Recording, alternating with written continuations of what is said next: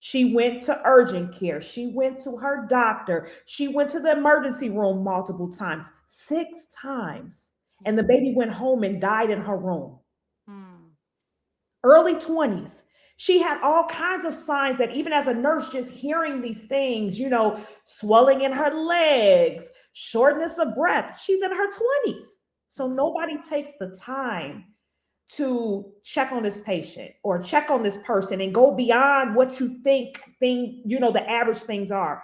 We're not doing that because one, the system is also overwhelmed. So as a nurse working with patients, you're talking about, like, I've worked as a CNA before I became a nurse in a nursing home, and I got a whole hallway full of patients. How are you able to properly care for all these people? When I Yeah. worked in the ICU, I would have, maybe two to three, two critically ill patients and maybe one that's more stable. How are you really able to take care of all these patients? And what happens is you end up taking care of the patient that either is the sickest or has the most demanding family members, and everybody else is not treated. When you work on the floor, like say a medical surgical floor, you have multiple patients that you have to do labs, and if they don't have that in their hospital, you have to give medication. The system also is not set up for you to sit down and say, "Hey, what's really going on?" And on top of that, when people push back in terms of patients, when patients push back, like I would have patients that would say, "Hey, I don't take that medication." Most people are going to ignore them. You say that a couple of times, and I'm going to say, wait a minute. They say you take it. They're like, no, I don't take this medication. And when you stop and take a second and listen to them, you Mm. realize that you just prevented an error, Mm. something that could have critically happened to this patient. But we are nurses also, we're underrepresented. We are Mm. extremely overworked.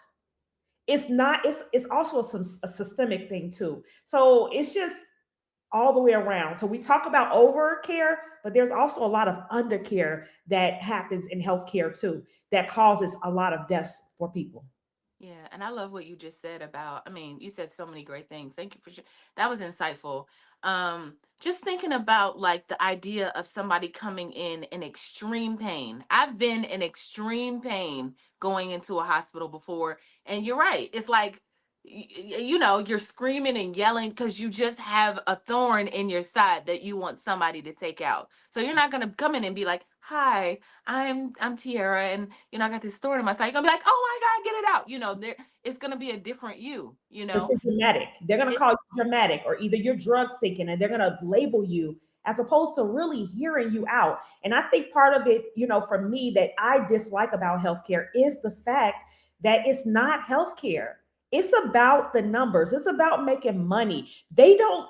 Most people don't care. And I'm not talking about people like the nurses, right? We're talking about leadership. They care about the bottom line. They don't care about the person. They don't care about healthcare. In other countries that have free healthcare, a lot of these diseases that we have, they don't have.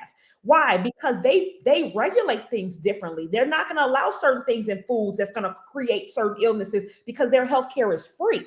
But because we can bill, and I'm sure you all have been to the hospital. You go to the hospital and you get your bill and they charge you for every single thing.